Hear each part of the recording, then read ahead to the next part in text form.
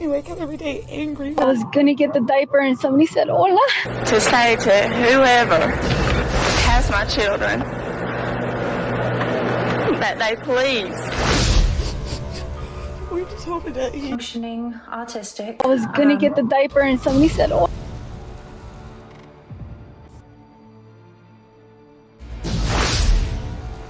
happy and alive. Wherever you are, just know that we are not going to stop.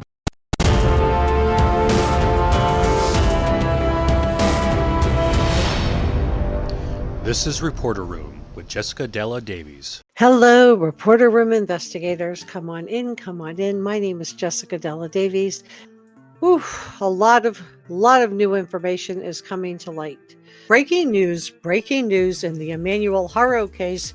The attorney for Jake Haro is speaking out. Security footage was reportedly deleted by Jake and Rebecca Haro, and blood was found in their home. Cadaver dogs have searched. We're going to be also looking at all of the security cameras leading to and leading away from the supposed crime scene, because we are hearing now that law enforcement was able to pick up security camera footage from the crime scene. So the crime scene was here at this Big Five, and if you just go down the street a little bit, there are security cameras leading to and away from the businesses. I'm going to show you all of these in just a moment, so please stay with me. My name is Jessica Della Davies. I'm an investigative journalist, and my job is to investigate crimes, crime scenes, and potential suspects, and share with you how to do the same thing. If you haven't subscribed to Reporter Room, please do like, share, leave a comment, and know that everything I'm sharing is my opinion. This video is for adults only. Viewer discretion is advised.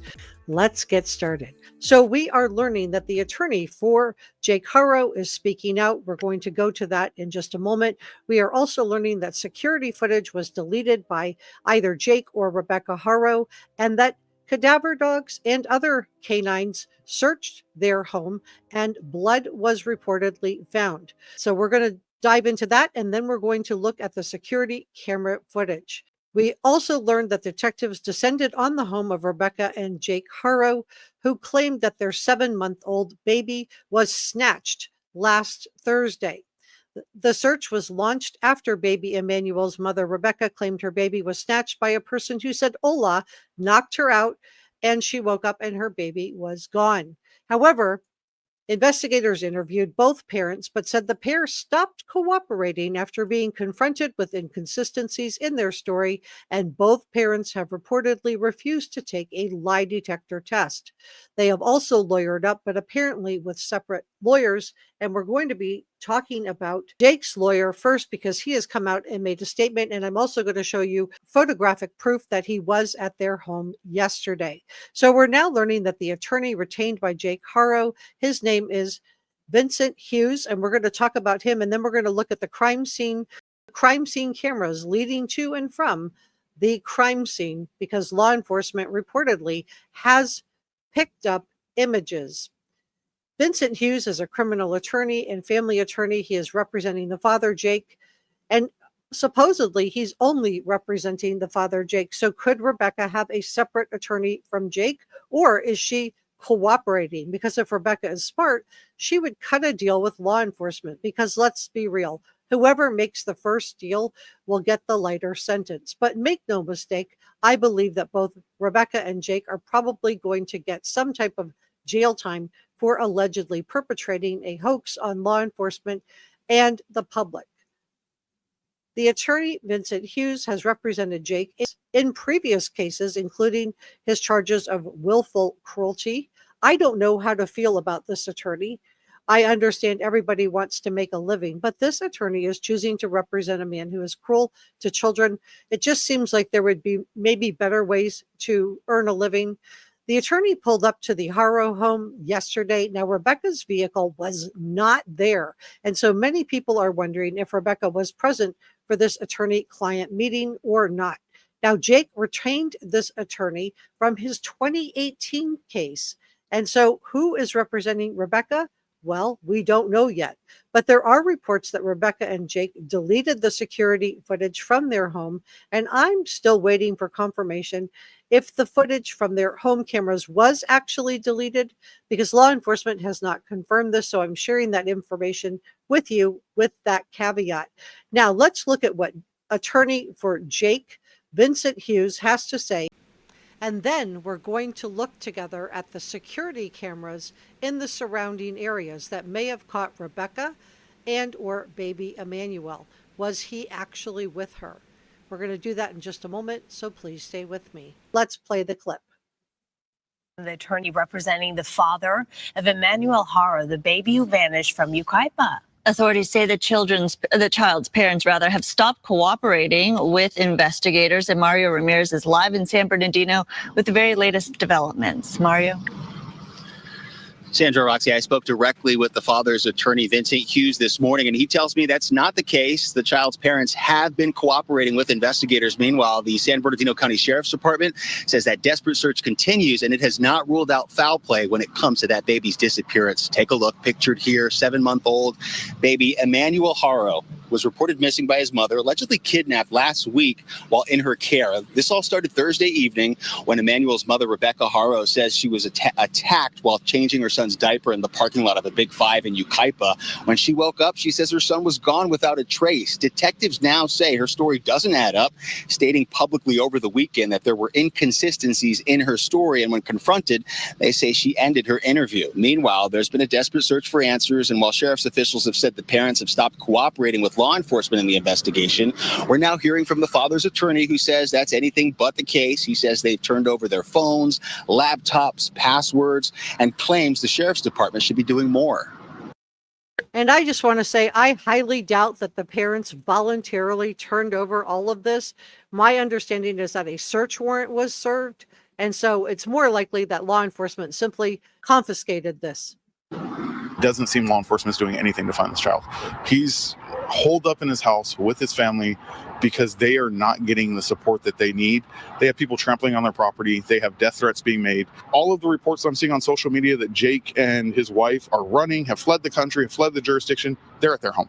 They're at their home, holed up, scared for their own safety, grieving for their son. I have personally spent time with Jake and have seen the emotions in his face. He is not in any way running, hiding, or doing anything to exhibit any behaviors of somebody that is trying to be deceptive in this case. Jake isn't running or hiding or being deceptive, but they won't take a lie detector test.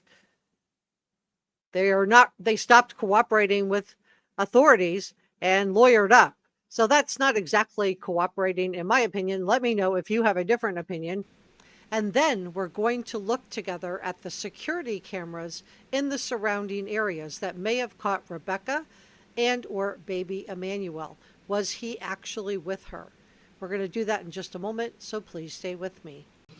And we've learned Jake pled guilty to child cruelty charges in a separate 2018 case out of Riverside County. According to court records, he's currently on probation for those charges after he was convicted and jailed in 2023, and is also facing additional charges for weapons possession. Meanwhile, the nonprofit organization, we've learned, has withdrawn its $5,000 reward and search efforts, citing the parents' unwillingness to cooperate with the investigation. Now, back out here live, when speaking with the father's attorney, he told me that since that initial missing child's poster went up, several of them all throughout the Inland Empire, they've had to discontinue their numbers because they've been receiving threats and also have been getting visits at their Cabazon home. Search warrants have reportedly been served and dog searches have been conducted. So the parents didn't voluntarily turn over anything, in my opinion, to law enforcement. In my opinion, search warrants were served and they stopped cooperating and lawyered up.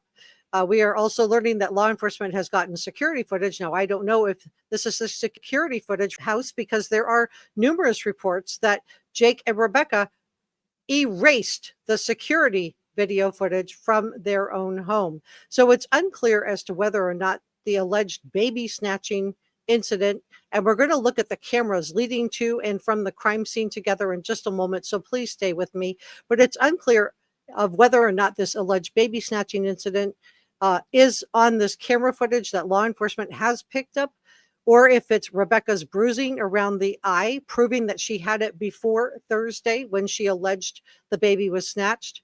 And I cannot confirm the legitimacy of employee claims, but I'm going to share this with you with that caveat. Several employees that claim they work at Big Five have come out to say that Rebecca had a black eye before Thursday when baby Emmanuel was supposedly kidnapped. They are also claiming that Rebecca did not have baby Emmanuel with her when they came into the Big Five store, allegedly to find out if they had security cameras or not. So was this Big Five site chosen because these two parents did not think that the Big Five had security footage? So my question is, when was the last time baby Emmanuel was seen by someone who was not a family member? When was his last proof of life? And because of these inconsistencies, the case has shifted from a possible kidnapping to the parents becoming the main suspects. And on top of that, Emmanuel's father already has these prior felony CA charges against him. So let's look at the cameras leading to and from the supposed crime scene. And then we're going to talk about the canine searches and the blood found. Now, these camera images are from TikToker Abby Blabby. And as you can see, there are multiple camera footage angles where law enforcement could see if there was an abductor going to or going from the crime scene. They would also be able to see whether or not Rebecca actually had the baby in the car with her when she went to and from the crime scene. We are also hearing that law enforcement has confiscated Rebecca's car. I am not able to independently confirm this, so I am sharing that with you with that caveat that I cannot confirm this information, but I am understanding that her car was confiscated by law enforcement. If you haven't subscribed, please hit the subscribe button. It's free and it helps me out a lot. Give this a thumbs up and drop me a comment. Let me know what you think about all of this in the comment section below.